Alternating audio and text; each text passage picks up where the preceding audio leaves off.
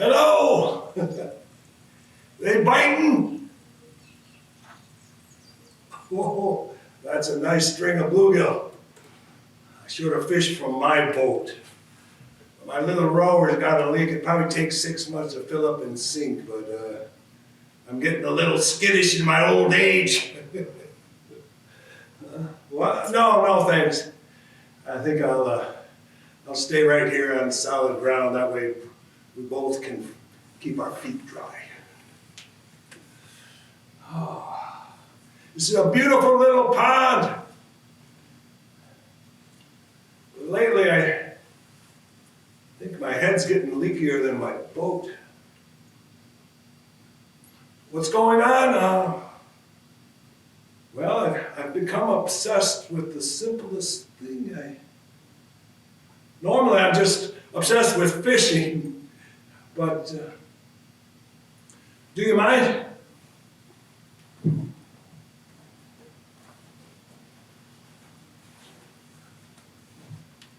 This, my granddaughter, 4 years old, made this for me. You know what this is? It's the national flag of Estonia.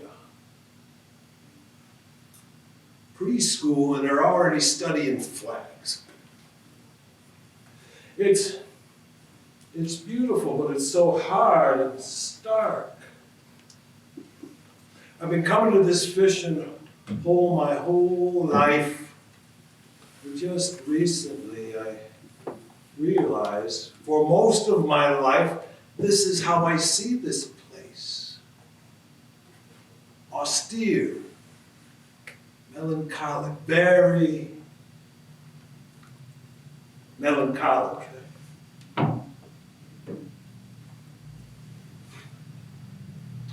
Coming here makes me remember my brothers, Gary, Greg, and Gage. I'm Gus, by the way, I'm the oldest. I used to think of us as the 4 G's of the apocalypse. We got that temperament from our father. Violent and this close to criminal. There's many a time any one of us could have crossed that line, no trouble. We should have talked about our anger. I see that now. I'm the oldest, so I should have took the lead on that. Too much like the old man, I guess. He worked that sawmill for 40 years, and he was about as talkative as a stump. Nobody talks about stubbornness as a disease, but it will wither the light right off your soul. It will haunt you, and it will kill you.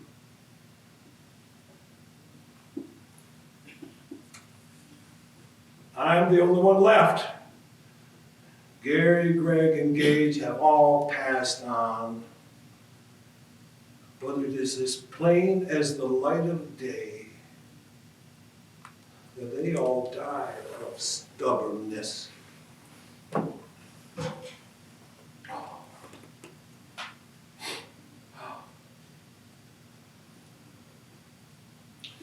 Gary died in the sky. Isn't that what a pond is? Just a piece of blue sky on earth. He had a fishing shanty just about 30 feet from where you're anchored. It drops off quick there. We called him the Easter Daredevil. He was going to fish till the resurrection or the middle of May, whichever came first. So stubborn he wouldn't listen to Mother Nature, who was sending him 60-degree kisses for a week as a warning. No, not listening, not Gary. His shanty fell through the ice and he drowned, lost in this piece of deep blue sky on earth.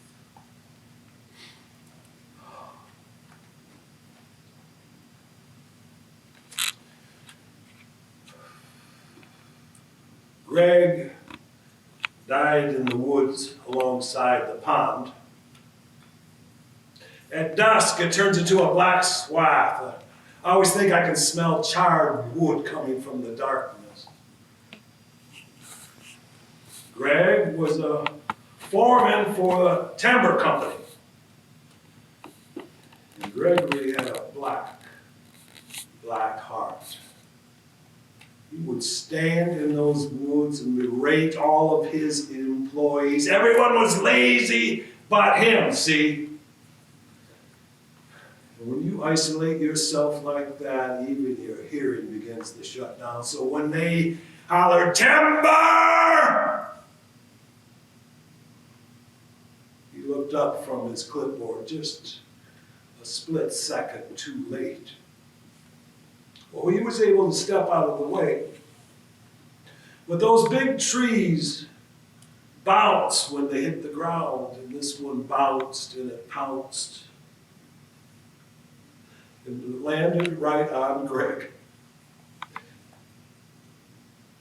They say he lived for about 3 minutes.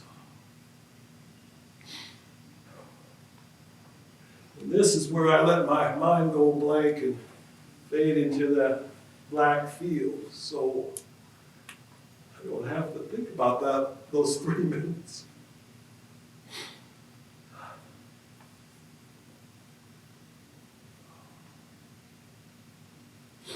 Oh. Gage, the youngest, died in the meadow. You can see the roof of his house right over there. The trees have grown up, but he used to have a view of the meadow from his front window. He drove forklift for the people that bought the sawmill out of bankruptcy. He got fired from that job and 2 or 3 others. And one day he went to his front window and looked out and said to his wife, there's a glacier in the meadow. The glacier. She said, "Honey, that's not a glacier, that's just snow." He accused her of not loving him. And the next day, he looked out the window again and he said, "Now the glacier's bigger, but now it's a dangerous glacier." And his wife said, "Sweetie, it's just snow."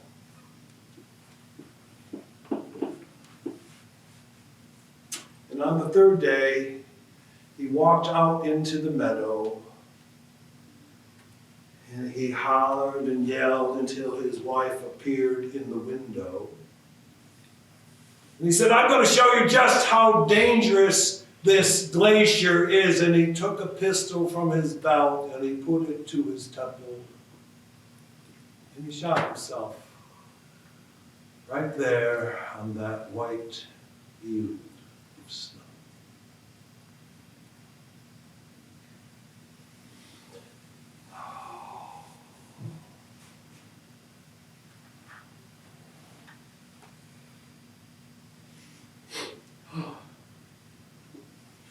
I think of my brothers when I fish,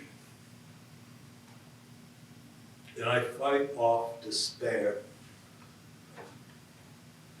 Yesterday, while looking at the flag, it got to me.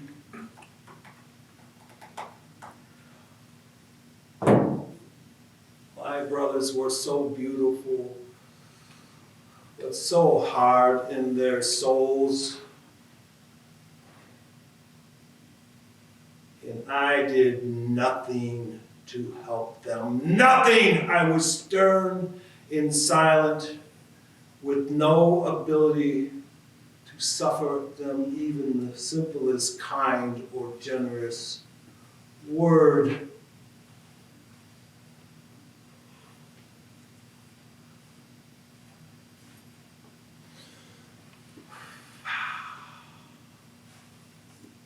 But also yesterday,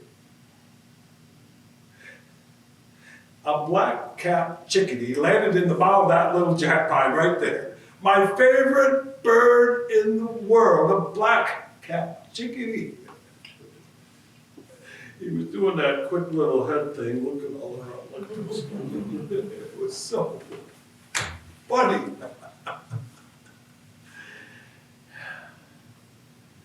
Then along came a blue jay and chased him off.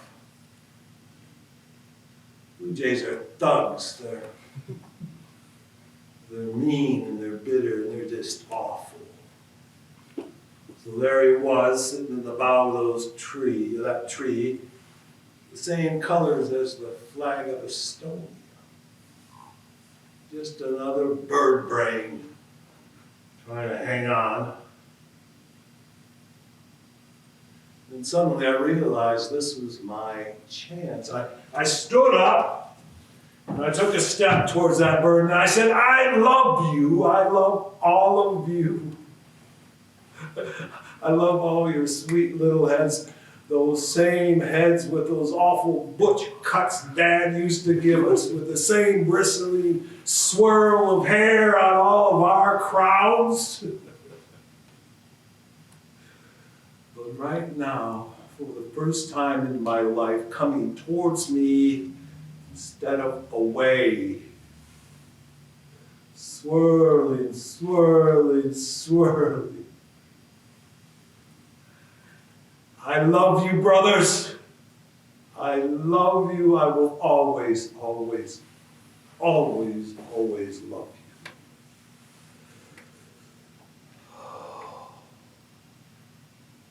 you. That bird just stared at me. I don't know, maybe he was pitying me. But when he flew away, it was like he took Estonia with him.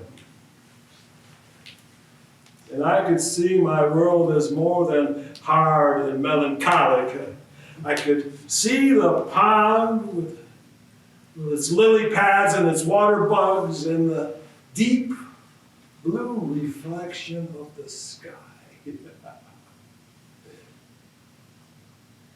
And in the meadow were strewn red and white and purple wildflowers and blueberries. From the forest blew a sweet, sweet piney breeze.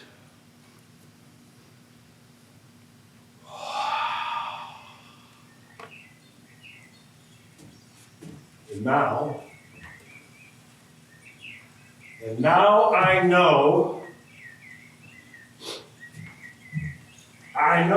I can keep coming back. I can keep coming back to my own little Estonia. And fish. And fish. Say, that is a nice string of bluegills.